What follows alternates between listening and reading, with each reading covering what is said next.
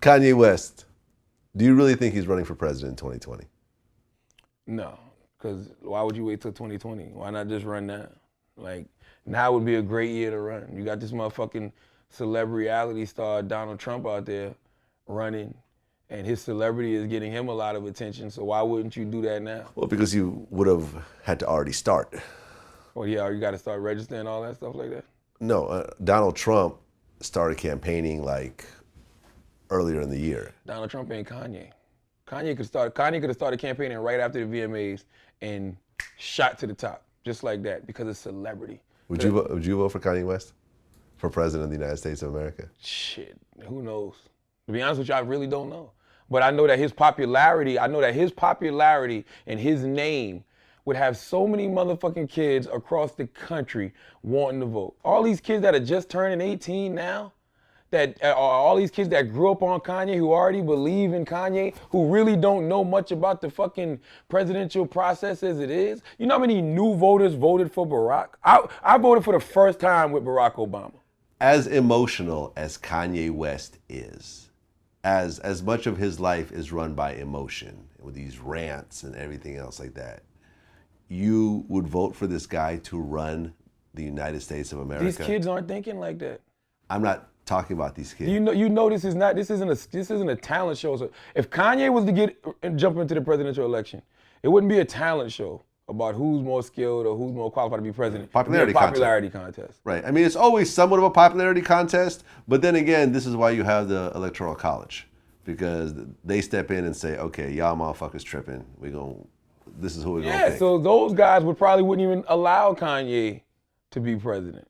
Right. Because you gotta think, I remember when fucking Bill Clinton went on Arsenio and played the saxophone. Yeah. And everybody thought he was the coolest motherfucker in the world. And that's how he got a lot of people behind him. I remember when motherfucking Barack, you think Barack is talking about Jay-Z being on his playlist? I mean, I'm sure he really does listen to that shit. Yeah. But when you talk about Jay-Z being on his playlist and dusting his shoulders off and, going on TV, being all cool and shit, that shit helps. Donald Trump is leading the shit right now, not because of his amazing policy, because I still don't know what the fuck his policy is. Yeah. He's a celebrity that's being semi-honest, and it's almost refreshing to these motherfuckers. And they're like, that's our guy. That's who we want. There's nobody that can even compete on the level of celebrity that Donald Trump has right now. And I'm shocked, because Hillary is probably just as famous. Hillary is as famous as Barack Obama? As Donald. Oh, is Donald Trump? Absolutely. Yeah, you can say that. But I guess she's just not as charismatic. She don't have that celebrity right. Well, factor. To be honest, and I've been kind of researching this a little bit, everyone thought that Ronald Reagan was a joke when he first started to run. And Ronald Reagan is an actor. And he had there were 8 years. Yeah, 8 years. And he had a legacy that kept going because his vice president was George Bush. Dog, the Terminator was the governor of California, the second largest fucking state in America. And he fucked California up. Arnold Schwarzenegger, but he was still there. Yeah. And he won, he was, how many terms did he run? Like 2? He was there for like something like that, a long fucking time. Yeah. Jesse the Body Ventura was the governor of Minnesota. The wrestler, Jesse the Body Ventura was the governor of Minnesota. Kanye West being president is not too far-fetched. It's not too much of a stretch. I hope not.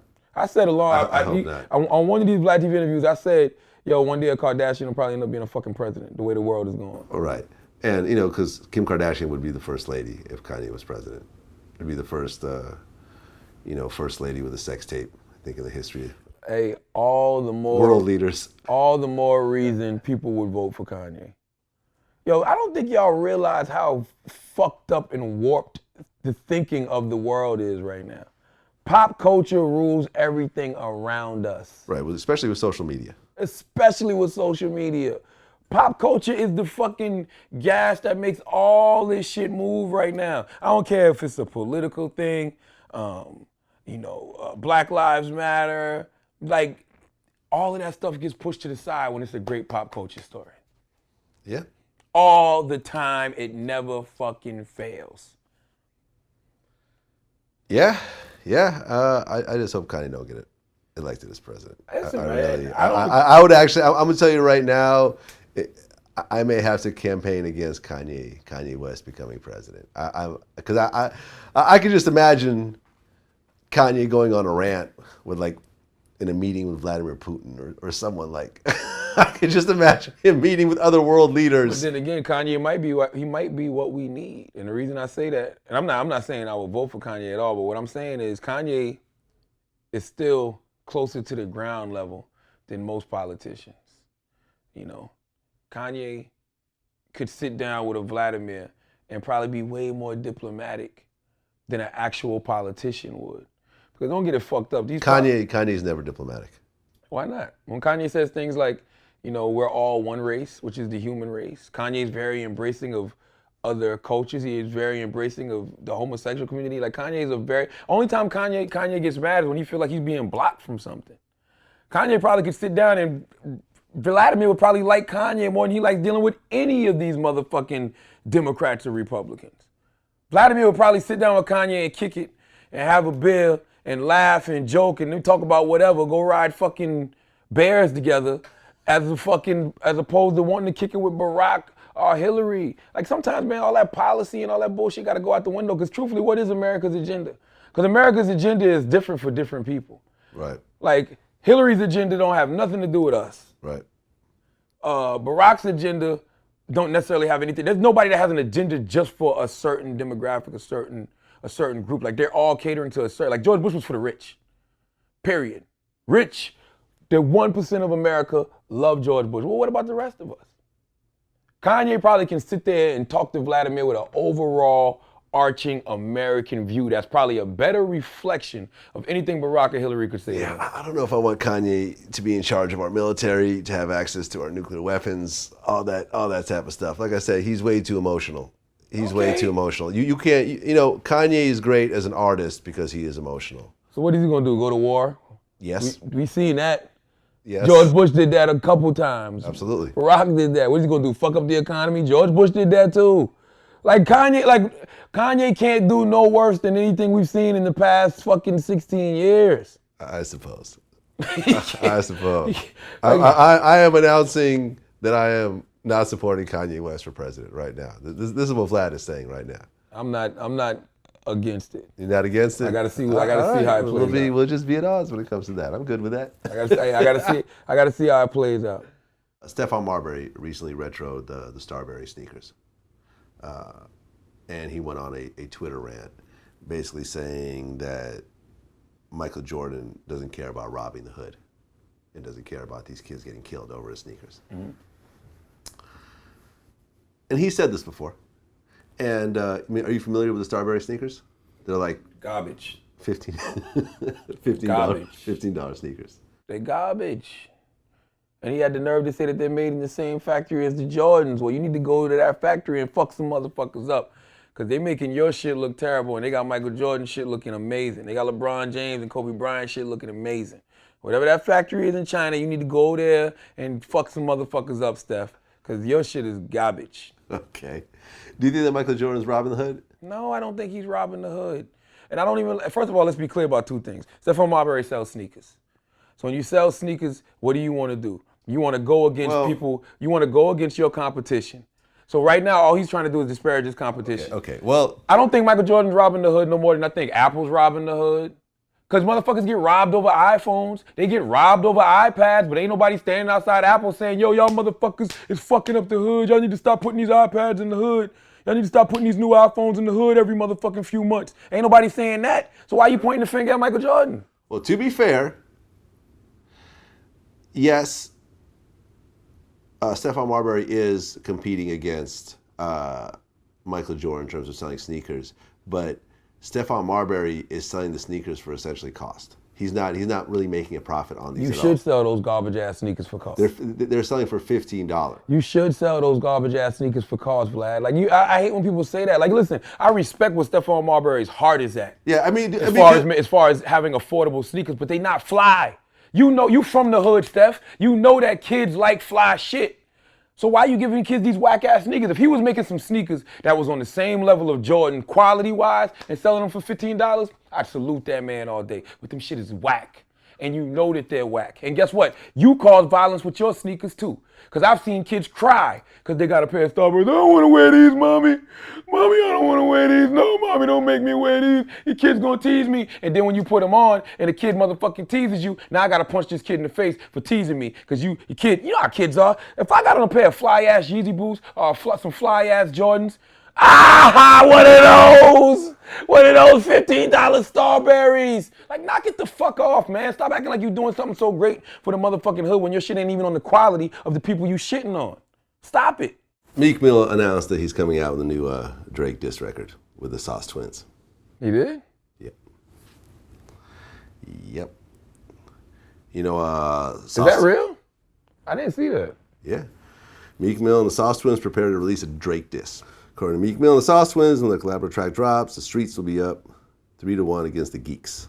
I think it's whack. I think it's over, man. Like, let it go. Like, you gotta know when to hold them. You gotta know when to fold them.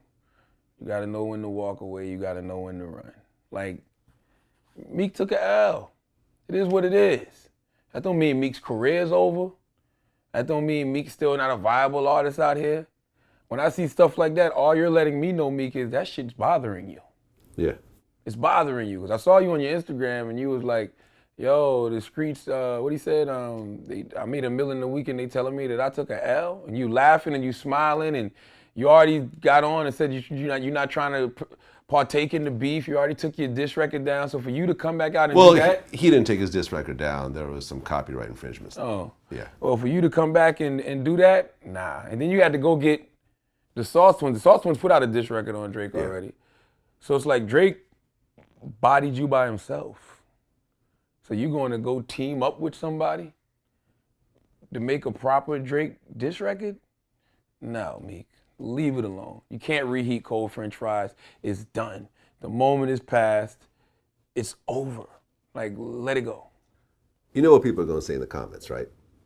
People are going to say, Charlamagne used to go hard against Drake, but then once Drake put him in the song and sent him some bottles of champagne, now Charlamagne's flipped the whole thing. That's not flipping sides at all. You asked me about Meek and the Sauce Twinz. Yeah. It's over. Like, and you know what bugs me out about that? What am I saying that we didn't witness? Did Drake not destroy Meek Mill in that battle?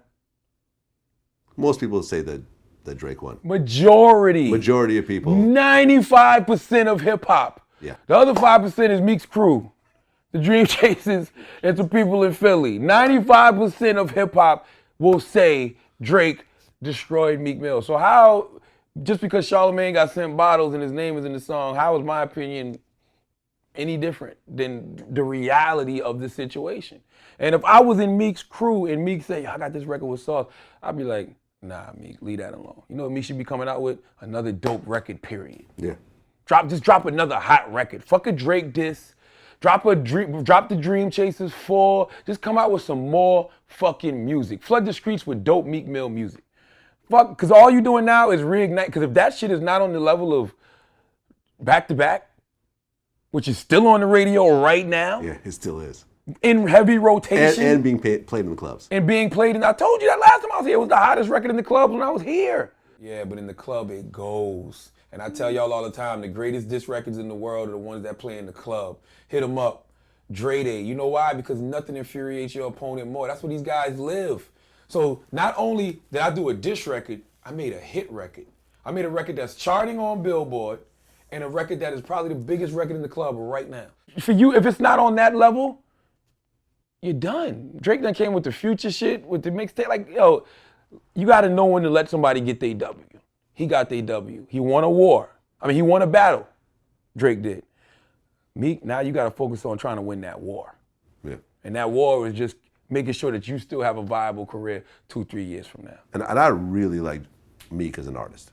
I've always said this, and I'll continue to say it. Listen, Meek is dope. Meek is the guy from this generation who still represents the hood, who still represents the streets, which is another reason dudes like me are like, what? You really got bodied by the singing nigga? Like, yeah, Drake is a nice guy. Drake is the guy who fucking, at the fucking fashion show, he said, hey, play the clean version of my music. It's kids here. Like, nigga, you got beat by that nigga? Like, you know what I'm saying? Like, and not just beat beat bad. Like he made you look really silly for about a week or two. Leave it alone, bro. What did you think of the What a Time to Be Alive project with Drake and Future? What a Time to Be Alive was a Future mixtape with Drake features. I agree. You know, and it sounded like a Future project. Yeah, it was a Future project with Drake features, but that's because Future couldn't get into Drake's world. I can't hear Future making Drake type records. Yeah. But Drake can get in the Future's lane. You know what I'm saying? And I feel like it was okay. It's like 3 or 4 records on there, but I mean the best thing about that project was, for all intents and purposes, Future and Drake ran the year. Yeah. So it's kind of like putting a period on their year. Like, yo, we ran the year, now let me give you these 11 songs to just cement that, to put a period on our year. David Banner did an interview with DJ Smalls. We gotta push hip hop to another level, because I'm even watching lyrically. The white boys are getting more and more lyrical, and we basically mumbling. And it's getting to the point where if we don't reclaim our music, because it's not an art if it's easy to do. That's bullshit. That's bullshit? Yeah, that's complete bullshit. And I hate and I love, don't get me wrong, I love the brother David Banner. That's my guy. You know what I'm saying? I respect that brother, wholeheartedly. Good dude. But I hate when people say things like that, because it lets me know you're not looking at the whole totality of hip hop. You're listening to the radio. If you're listening to the radio, you're not going to get a proper reflection of what hip hop is. But then again, maybe you will. Because if I listen to the radio right now, I hear Drake in rotation, who don't mumble. I hear J. Cole in rotation, who don't mumble. I hear Big Sean in rotation, who don't mumble. I hear Wale in rotation, who don't mumble. But then, yeah, you're going to hear your Fetty Wap, who I guess mumbles. You're going to hear Future, who I guess mumbles. But those are 2 guys. And I think a lot of times, just because we hear Fetty Wap on the radio. Young Thug, yeah. He don't really get he's not getting a lot of radio play like that now, but I think a lot of times we listen to radio. We're not talking about radio, though. We're talking about. No, I think Dave Banner's talking about radio. Think so? Because there's no way you're talking about the whole totality of hip hop, because that's not accurate. You can name 3 mumbling rappers. We just did. Well, name 4. You can't. That's what I'm saying. So you look at Future, you look at Fetty Wap, you look at Young Thug, they don't represent the whole game of hip hop. They just don't. You know what I'm saying? The top 3 guys in the game are Big Sean, J. Cole. Are J. Cole, Kendrick, and Wale. Those guys don't mumble. Big Sean does not mumble. He's very clear. Wale does not mumble. And who are the lyrical white rappers? Wait. Are you talking about the top rappers right now? The 3 top rappers. The 3 top rappers in hip hop right now, you say are J. Cole, Kendrick Lamar, and Drake. Without question. You don't think Future? Future's up there, but he's not in that top 3. I think Future's in the top 3. Nah. I think Future's hotter than Big Sean. Wait, you said Big Sean, J. Cole? No, J. Cole, Kendrick, Drake. They are the bar. Remember when Jay-Z said, we used to argue all day about who's the best MCs, Biggie, Jay-Z, and Nas? It's Cole, Kendrick, Drake. Those are the 3. I think that Future is hotter than Kendrick right now. And I would probably also say that Future is hotter than J. Cole right now. Yeah, right. Actually, I would say that. I'm going to go ahead and say that. That's not true. But no, you know what? Hot maybe. Because hot is relative. Hot means for the moment. For the moment. Right now, people are checking for Future more than they are checking for Kendrick. Yeah, but guess what? J. Cole and Kendrick have amazing catalog.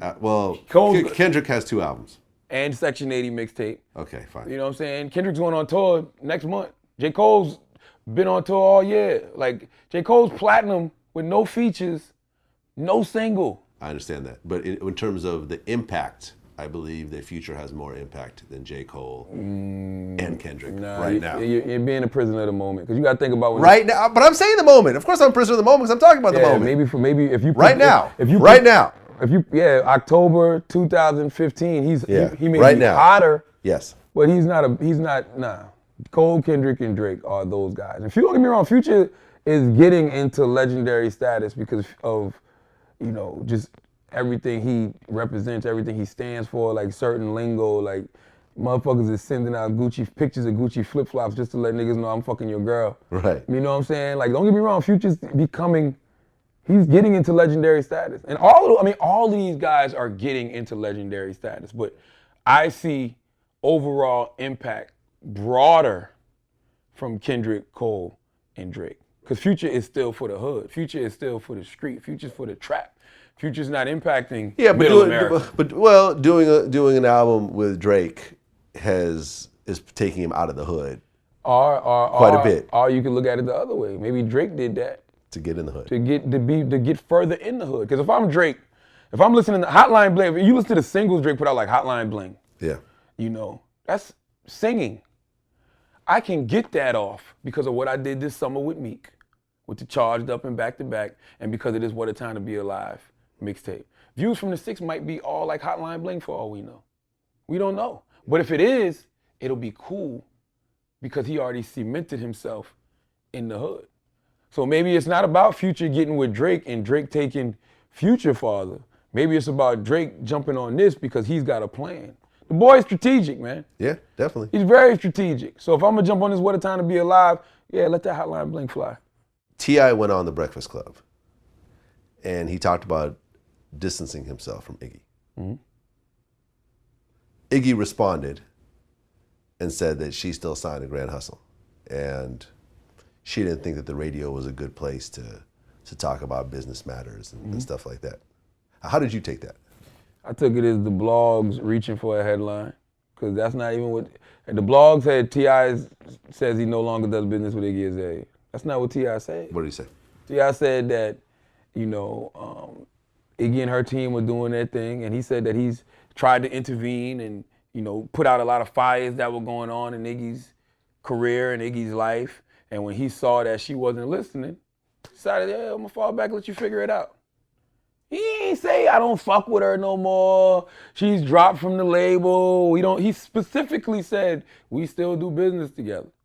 You know, but what he said is real. Sometimes if I keep telling you the same thing over and over and I'm assisting you, but you still keep doing things that are hurting yourself, I gotta fall back and let you figure it out. Because eventually you're gonna figure it out. And you're gonna come back to me and say, you know what? He was right. Everything he told me was absolutely true and it was absolutely accurate. I should have listened. So sometimes you do have to fall back from people, let them figure it out for themselves, because you can't properly coach somebody until they're ready to be coached. Right. Well, he mentioned the Q-tip comments is what kind of, you know, was sort of like a final straw in terms of his thing. He's right. Listen, man, I've been said, Iggy got to learn to leave things alone. Yeah. It's a harsh business. Don't nobody love you, boo. You know what I'm saying? Motherfuckers gonna always have something negative to say. And this was the other thing we need to realize. People gonna like you, people not gonna like you. It's the rule of 10.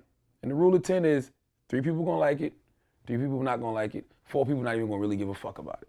And that's life. But for whatever reason, we all tend to focus on who's not fucking with us as opposed to who's fucking with us. Yeah. If you got selling records and your shows is selling out, cool. Well, you know, Iggy did have to cancel her tour. Yeah, because she probably killed, listen, Iggy probably killed herself. She probably killed herself because of the way she comes off on social media. Yeah, definitely someone needed to take Iggy's phone away from her. Absolutely, because the way she reacts to everything can make you have a bad taste in your mouth towards her. Yeah. I like Iggy, you know what I'm saying? I think she's a nice person. I haven't, you know, oh yeah, I've been around her since she's been Iggy Azalea and popped off. I saw her at the iHeartRadio Music Festival, not this year, past like in 2014. And I like Iggy, she's a nice girl, but she just has to learn to leave the social media shit alone. You can't react to every motherfucking thing. You're wasting your time, you're wasting your energy. Focus. And I'm guaranteed that's what T.I. is telling her. Focus on your next album. Focus on your music, because good music trumps all. Do you think that Iggy can come back and really do well, or do you think that it's a wrap for Iggy? Nah, I don't think it's a wrap for Iggy. She get another. She was so big that she'll get another shot. Just like Macklemore. Macklemore was so big that he'll get another shot. Yeah. You know what I mean? But where do you think Macklemore is right now? He's nowhere. Like Macklemore's kind of in rap limbo right now. If there was a friend zone for rap, that's what Macklemore would be right now. He's in the friend zone. Because we don't dislike Macklemore. I can only speak for me. I don't dislike Macklemore, but I ain't checking for Macklemore either. Now, he had a great performance at the VMAs. I thought that was dope when he brought out, you know, Melly Mel and Kool Moe Dee and Grandmaster Caz. Yeah. I like what Macklemore is trying to represent or what he represents. Yeah, I mean, he had that song about his daughter, which was kind of dope with Ed Sheeran. I didn't even hear that. Oh, you ever heard that? Oh. It was about his daughter, and Ed Sheeran does the hook. Am I pronouncing that right? Ed Sheeran? Yeah. Yeah. See, that's fucked up. He did a record with Ed Sheeran and I didn't hear it. I ain't heard nothing about It's it. all over the radio in L.A. Oh, it is? Okay.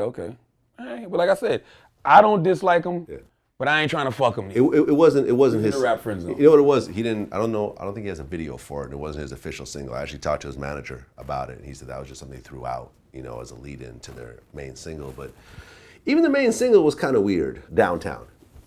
I wasn't checking for it. Yeah. That ain't a diss to Mac. I just wasn't checking for it. It wasn't on my radar. Yeah. It was a weird song, man. I kind of felt like the dude that sang the hook was dope, but Macklemore's part was cool, but it wasn't. It didn't really sound like a Macklemore song, really. I liked the performance at the VMAs. The performance at the VMAs was dope. Yeah. But like I said, Macklemore's in the rap friend zone. People rap don't friend dislike him, but I don't know who's necessarily checking for it either. Yeah, I don't know if he's gonna do what he did last time. He probably won't. Yeah. And that'll be it. But he had a great time. Great run. A great run. Macklemore accomplished more in one album than some people do in whole careers. Oh yeah, 100%. 100%. I mean, he won what? How many Grammys? Exactly. And sold a lot of records, Yeah. a lot of singles. Macklemore should be fine. Go get him a nice big mansion in Seattle and cool out. Cool out. But I'm not saying it's over for him. I'm just saying I'm not checking for it. Like, he'd have to make something like dope for me to be like, oh shit, that's the new Macklemore? You know what I mean? Well, the Ed Sheeran shit's pretty dope. Okay. You watched Straight Outta Compton, Of course. right?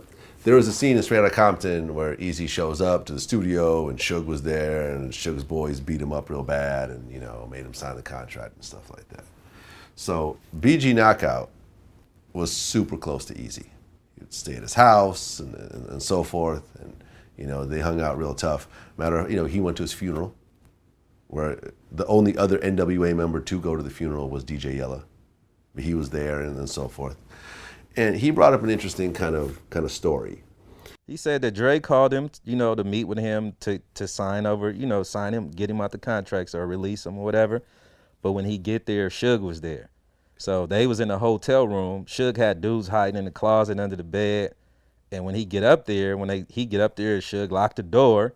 All these cats come from under the bed and out the closet in the bathroom with guns. You know what I'm saying? And Dre was in there? Dre wasn't there. Oh, Dre wasn't there at all? Nah. Dre set it up, though. And I could tell you, for example, I talked to Arabian Prince. I also interviewed him. And Arabian Prince was one of the core members of NWA. He's actually on the album cover of Straight Outta Compton. EazyE was always hardcore. He was fun, he was a clown, but they made him seem like he was so sensitive and almost crying when he saw the Chronic album and, all of those little things and getting beat up by Suge. I mean, personally, I don't think that happened. That's my personal opinion. I knew EazyE, and if something like that bad happened, people be dead. Yeah, I've heard that from numerous people in LA. I mean, from what I heard, EazyE was the triple OG. They're like, EazyE could walk in any hood he wanted to in LA. Yeah. Blood or Crip, and not have no problems. Now, I don't know if that's true. I'm just telling you what my peoples tell me. Yeah. And that particular scene, they was like, Suge would never touch EazyE. As crazy as Suge was, they were like, he wouldn't touch EazyE because he know what the consequences of touching EazyE would be. So, I mean, like I said, there's always three sides to every story. Yeah. It's that person's version, my version, and the fucking truth. Do you feel that watching Straight Outta Compton, it was just too much slanted towards what Cube and Dre wanted to portray?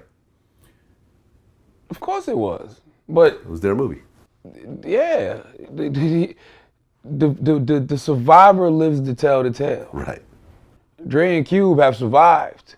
You know what I'm saying? And who can dispute, anything that they say? Because you weren't there.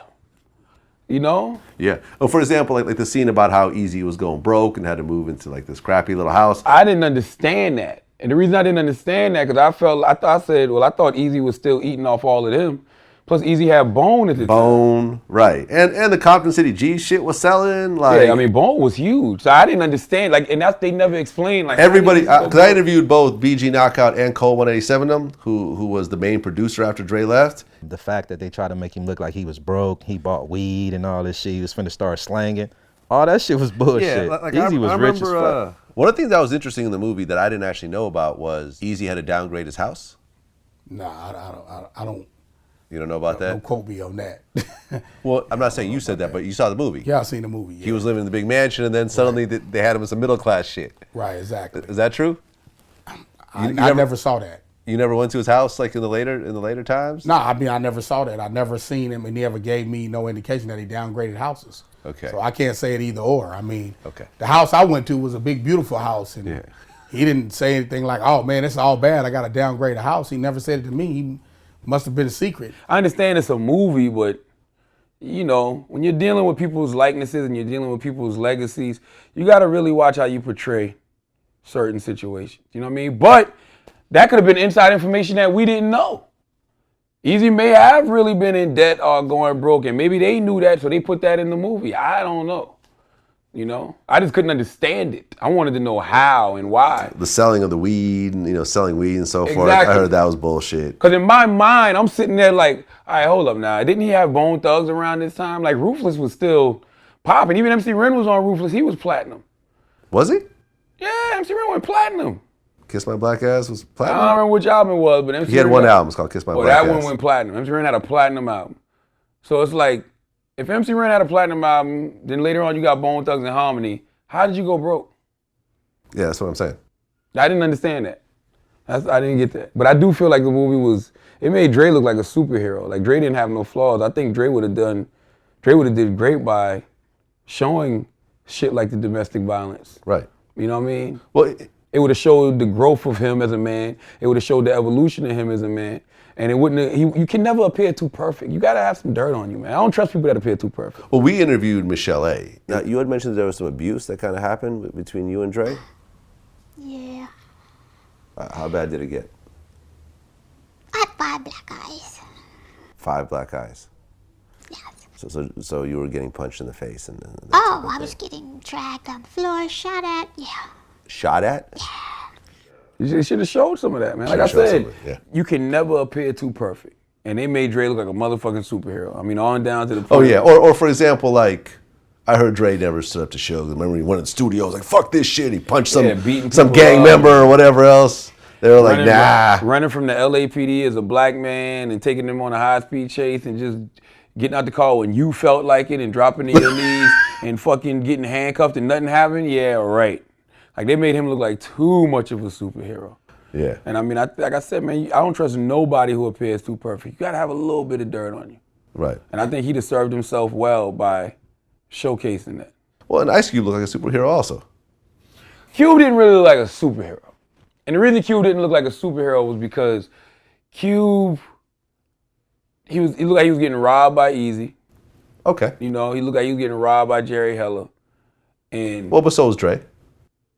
yeah, but Dre seemed like he handled his a different way. Like, Cube ended up having to leave and then beefing with them and getting into fights and stuff like that. Like, Cube had his dirt with his. Cube didn't appear perfect in that movie. Not to me, anyway. Dre, what was Dre's flaw in the whole movie? None. like none. It was all good for you. Like, you just did everything the right way. Like, nah. Yep. All right. Think we good, man.